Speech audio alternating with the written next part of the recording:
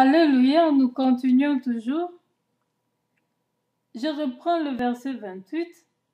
Il dit encore, ton nom ne sera plus Jacob, mais tu seras appelé Israël. Donc, Dieu avait vu que ce nom-là de Jacob était sa souffrance, était son malheur.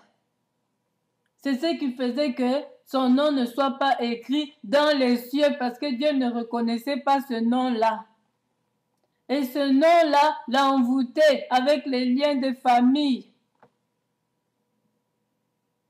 Abraham, l'un de ses papas, avait une femme qui n'enfantait pas. Et de cela, ils ont négocié pour aller avoir des relations sexuelles avec une autre femme qui était la servante de Sarah, par la volonté de Sarah elle-même. Et cette chaîne commençait à aller de génération en génération. Jacob aussi voulait une femme et on l'a trompé en allant se marier avec la grande sœur de la désirée, de la femme que lui souhaitait.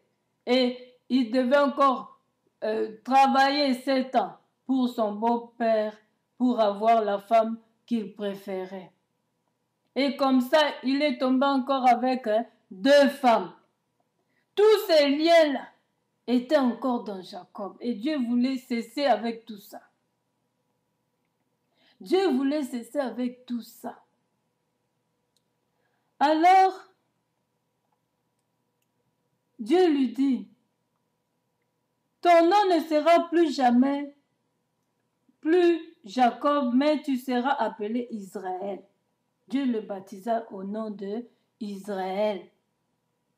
Parce que c'est un nom qui prouve que cet homme veut le changement. Cet homme veut persévérer, demeurer dans le Seigneur. Veut voir Dieu et a vu Dieu face à face dans sa prière. Et quand tu as lutté avec Dieu, il a lutté avec Dieu dans la prière.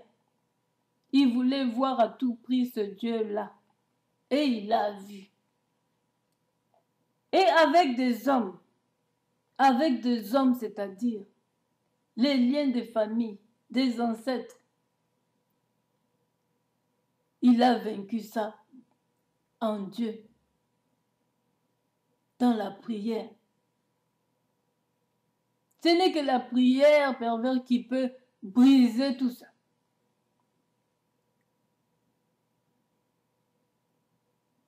C'est comme ça qu'on peut vaincre les coutumes, les liens qui nous enchaînaient, les chaînes de familles, des maladies héréditaires, des chaînes de polygamie, de divorce, une famille qui divorce tout le temps. Et vous ne pouvez pas rester avec une seule femme, vous devez avoir 2, 3. C'est des liens, tu vas suivre, si tu suis cette personne, très bien, ses ancêtres aussi étaient comme ça, polygames. Alors quand vous prenez conscience de votre situation, vous vous mettez en prière, Dieu va agir.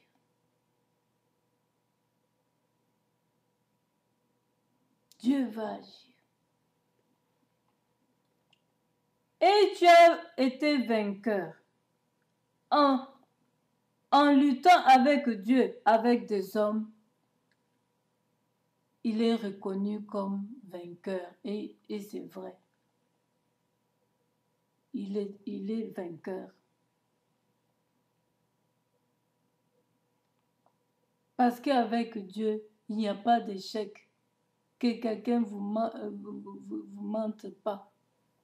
Quand vous êtes vraiment dans le Seigneur,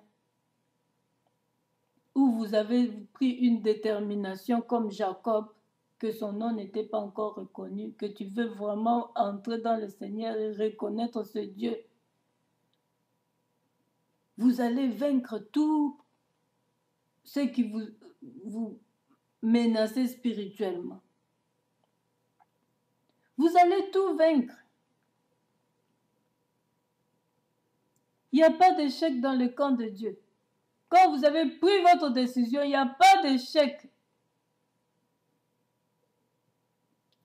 Jacob l'interrogea en disant, « Fais-moi, je te prie, connaître ton nom. » Jacob demanda maintenant à l'ange qui était devant lui, c'était Dieu, « Quel est ton nom? » Il répondit, « Pourquoi demandes-tu mon nom? » Puis Dieu lui répondit, « Pourquoi me demandes-tu mon nom? » Et il le bénit là.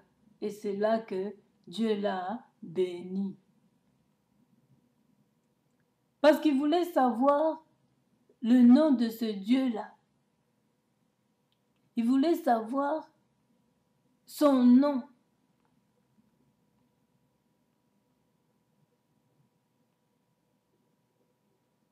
Il ne peut pas prier n'importe quel Dieu. Lui, il se disait, bon, je vais prier le Dieu de mes ancêtres. Mais quel est son nom? Je ne connais pas son nom. Et Dieu le bénit. Jacob appela ce lieu du nom de Péniel. Dans ce temps-là, Dieu n'avait pas encore révélé son nom. Ce n'était que dans le temps de Moïse que Dieu avait révélé son nom. Jacob appela ce lieu le nom de Péniel, car, dit-il, j'ai vu Dieu face à face, et mon âme a été sauvée. Et c'est alors que Jacob baptisa ce lieu de nom de Péniel, parce qu'il avait vu Dieu face à face. Et son âme a été sauvée, il a été sauvé de tout ce qu'il avait, qui l'enchaînait, qui le tourmentait spirituellement et même comme ça physique.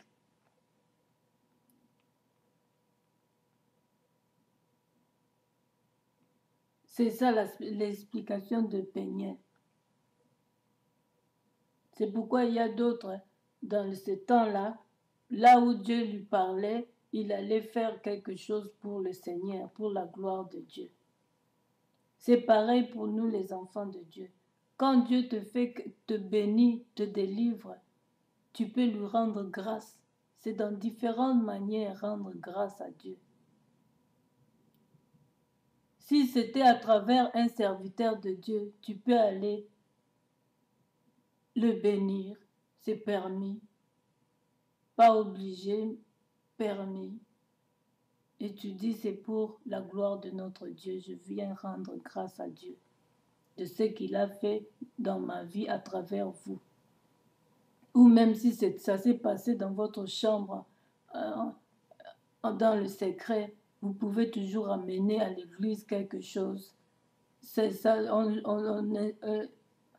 c'est pas seulement l'argent, vous pouvez amener quelque chose de précieux. On n'apporte pas quelque chose que vous aimez pas ou que vous aimerez jeter. Non, c'est des présents vraiment dignes que ton Dieu puisse recevoir. Nous avons vu les mages, ils n'ont pas apporté n'importe quoi au Seigneur. Ils ont apporté de l'or, beaucoup de choses. Mais on ne nous dit pas de nous perdre dans ça, c'est pas ça qui sauve. Mais si vous êtes touché et que vous voulez rendre grâce, c'est une bonne chose de le faire parce que c'est comme ça. C'est comme ça. Vous pouvez aussi, si vous n'avez rien à donner à Dieu, vous pouvez donner votre vie entière. Vous pouvez faire encore un jeûne de prière, de remerciement tout simplement, d'action de grâce. Ça sera aussi reçu.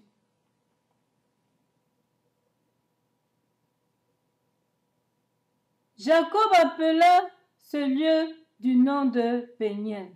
Bien-aimés, nous allons encore continuer, excusez-moi.